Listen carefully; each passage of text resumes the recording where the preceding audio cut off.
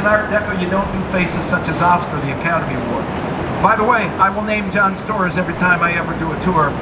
For there was a day when I forgot to name the artist, and the young man politely asked me, "Hey Kevin, wondered why you didn't talk about my grandfather." I promised John Storrs the first, John Storrs the third, excuse me, and John Storrs one will be on every tour. I keep my promise. I told that story a couple months ago. Two young guys got up smiling, and they said, "Hey Kevin, thank you for mentioning our grandfather." I said, "Who's that?" And they said, "Dr. Fazla Khan, engineer on the Sears Tower." That's how this is.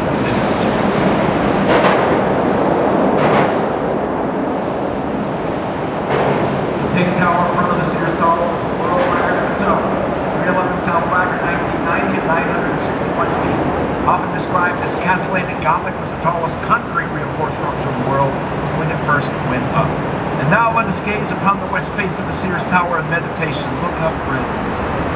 As you continue gazing upwards, imagine, if you will, you are French. Your name is Alain Robert, but the whole world knows you better as French Spider-Man. Alain Robert is the French daredevil, the building climber. He's climbed every tall building in the known universe. I don't know about the unknown universe, I haven't been there lately. August 1999, he comes to our Sears Tower. T-shirt, sweatpants, focusing shoes, a hook on his belt in case he wants to take a nap halfway up. Amazing, this spot. 2.5 hours, he's on the roof. He climbs the Golden Gate Bridge of San Francisco, California. He stops at home in Paris and hops up the Eiffel Tower. Kuala Lumpur, Petronas Towers, Taipei 101, Taiwan. And then the top of the mountain, they let him climb the Burj Khalifa, Dubai. Imagine the might of the building climber Alain Robert, how he creates the universe every day. Because what is architecture in its simplest definition? Architecture is the way that we interact with and define the space we live in. You or I look upon the Sears Tower. Our first thoughts might be beauty or function. Our friend the daredevil Alain Robert sneaks up behind us, and he would say, "Kevin, the only thing I see is another obstacle to help me overcome my greatest fear in life. He's afraid of heights." 40 years of climbing all the skyscrapers, he's scared all the time. I am finding him a new therapist. Speaking of heights though, look up, look up, look up. This is for you, the Willis Tower sky deck. If you look up there, wave, people are taking your picture. It has a floor of glass. If I can have your attention, friends, let's talk about this. Who's going to visit the sky deck? Because if we're going to visit the sky deck, I would have to compare it to the Schrodinger's cat experiment in quantum physics. There's only two possibilities. In one universe, you're going to look through that glass floor, 1,053 feet straight down, you would say, "This is so cool, I'm walking on air." Unless you're me, living in the universe next door. And when I look through that glass floor, 1,053 feet straight down, I say, "Not cool, where's the bathroom?" I like boats. I like boats a lot. I'll find out. Remind me, I have to get some black paint. You see that clock on the older building that's lost its hands? We have to go up there and paint the word "now." Now let's go on our right to the building with the serrated corners. Hey, do you know what serrated corners means on an office building? You can double the number of corner offices. So many more people get to do reporting together. This is the former Chicago Mercantile Exchange Center. Two 40-story office towers flanked what was once a 40,000 square foot column-free financial trading floor where traders communicated hand to eye with signals. So, the entire way to the ceiling struts are supported by the load-bearing walls on the rim. When you look up, look if they give you increased office space and expansion out. Extra space means extra weight. Let me introduce you to my friend Gravity. You can go from the building to my own arms for time-lapse photography. If you don't address that extra weight, it's going to shift, and in 5 years, your building's going to look like a bad version of that toy block game Jenga. They would actually tilt under their own weight. Now, why didn't that happen? Because of mathematics. Now, you know, there's a silly meme out there that kind of goes, "Why do I have to study math? I'll never use math in daily life." Balderdash, poppycock, you use math all the time. If you want to be an engineer, you better know your math. So, if I may use my arms again for illustration. They made a mathematical calculation, right? If you leave the towers alone, what's going to happen? tilt in. So why not bow them out? When they built the towers, they pulled the floor plates out for every floor an eighth of an inch further. In other words, 1, 2, 3, are you with me? 4, 5, till you get to the middle of the building. So when you get to the middle, you push them back in an inch. Eighth of an inch every floor. Now we have 2 towers with a slight bow. We can call that a camber. It's an artificial bow. It's going to disappear. They did the math, and they let gravity do the heavy work. And as they suspected, as the building settled, it pushed that road wall back in.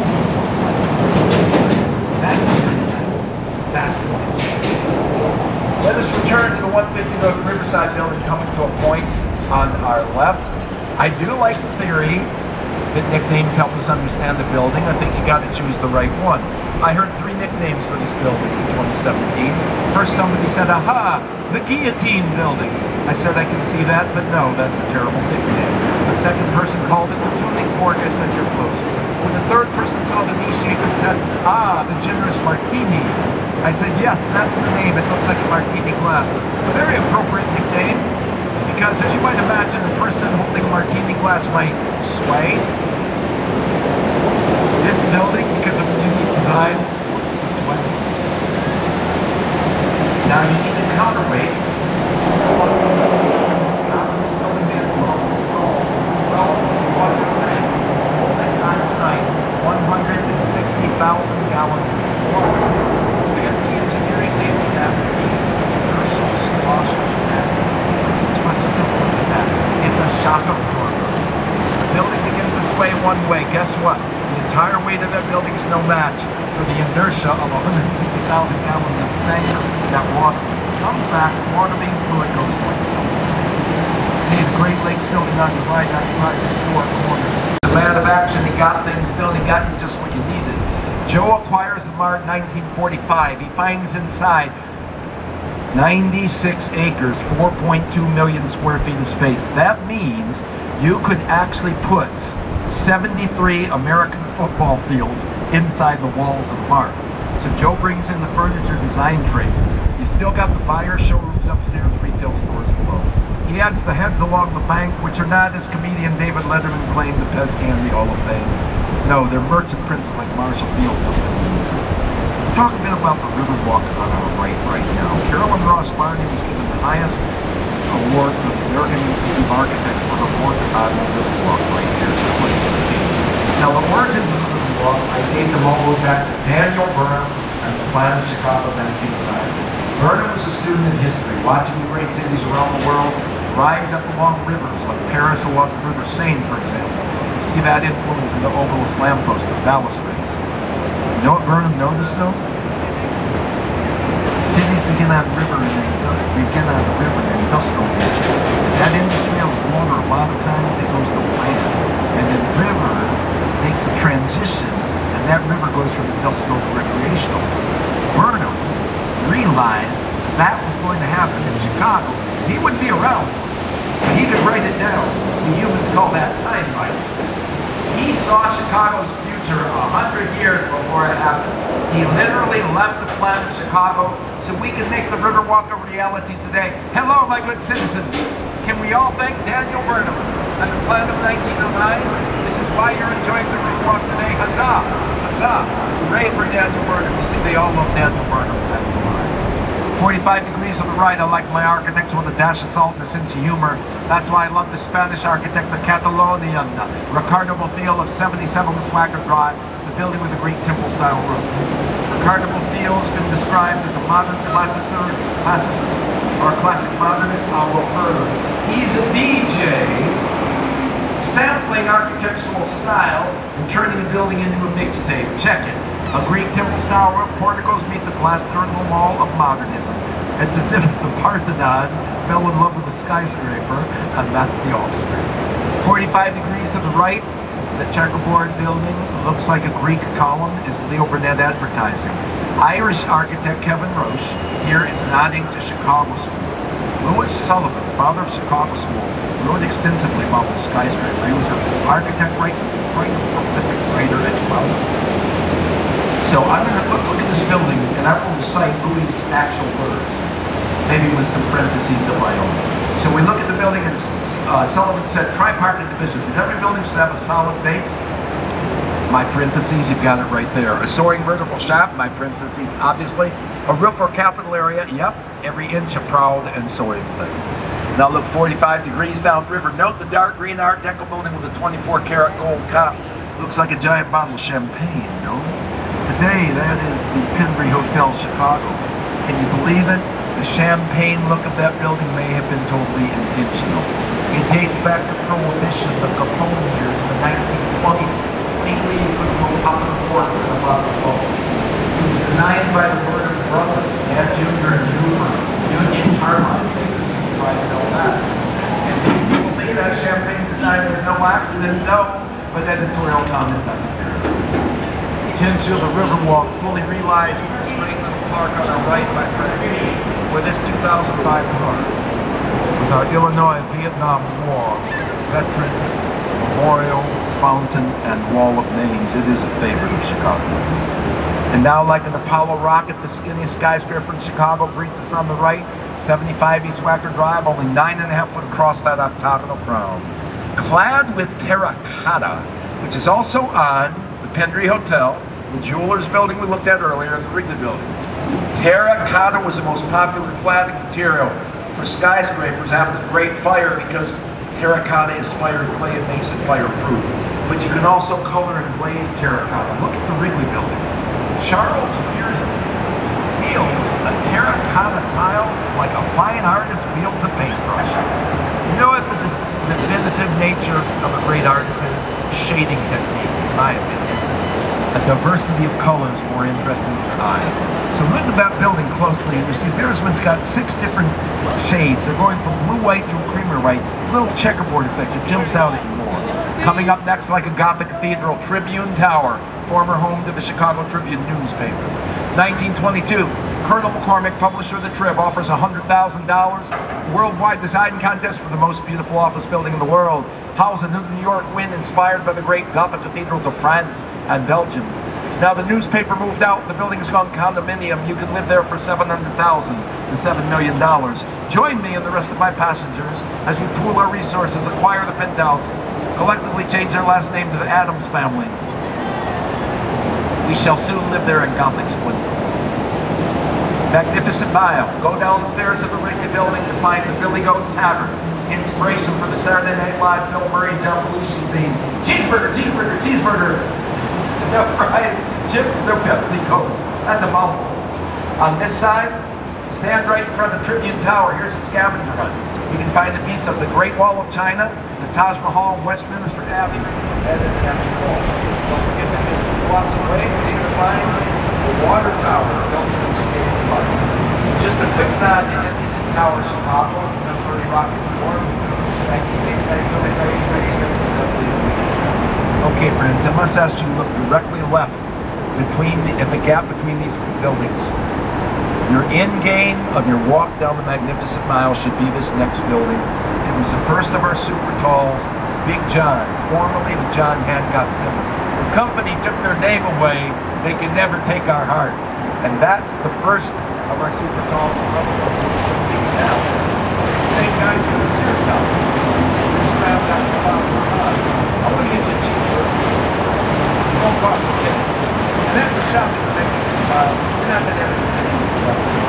Except for free, all you have to do is never go to each other.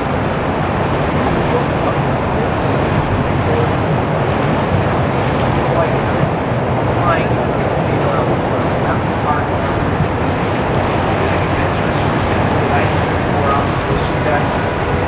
Glass box called Chicago.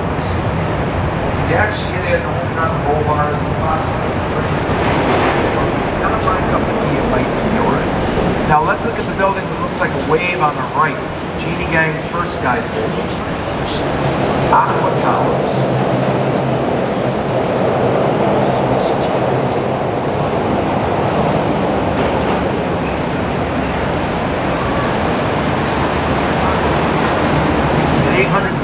Feet in 2007. That was the first time Genie Gang got the title tallest building in the world by a woman-run architectural firm.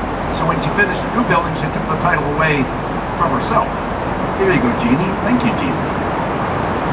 Now on our left is an early part of the Riverwalk. The Sheraton Hotel and Tower shows its reference to Chicago School commercial buildings of the 1800s. The real conversation piece of Cityfront Center is Centennial Fountain, 1989. The beautiful granite fountain designed by Dirk Lohan, Mies van Dro's grandson, to honor the Chicago Metropolitan Water Reclamation District. Very river dropping out today to flow back to the lake.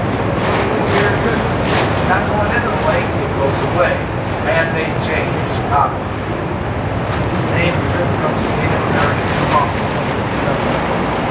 in 1673, Father Marquette and Louis Joliet arrived and were exploring for friends. They look at the river. They say, too much love, let's go home. Until the river guide, a typical Native American boy, shows them a shortcut. But through the south branch of this river, see, you can board your canoe, cross a little piece of water. That goes right into Big Muddy, the Mississippi. Meaning Chicago becomes the critical link in the waterway system connecting the entire continental United States. The 1848 Illinois-Michigan Canal makes us a boom town. 1 million people here by 1890. But 1 million people in being, as our poet Carl Sandburg named us, hog butchered through the world, with our famed Union stockyards on the south side, immortalized in Upton Sinclair's famous novel, The Jungle.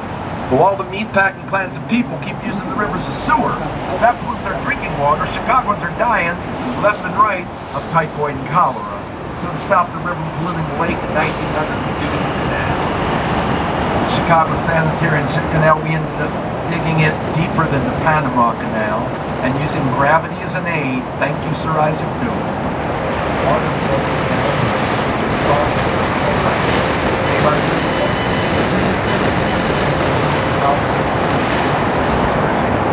I apologize now to my St. Louis friends for that. Hitting the river to be today. That building looks like a whiskey flask on your left is Lake Point Tower Condominiums, the only skyscraper east of Lakeshore, DuSable Lakeshore Drive here. Now, by ordinance, the lakefront is supposed to be public, forever open, free, and clear. In 1968, this first opened this skyscraper, tallest condo in 1968, somehow made it inside of the river. It is questionable whether it was either clout and they were cheating, or if it was legit and it was just, you know, the city made sure as soon as this building was done to change the zoning because we don't want it to happen again. Lakefront should be around.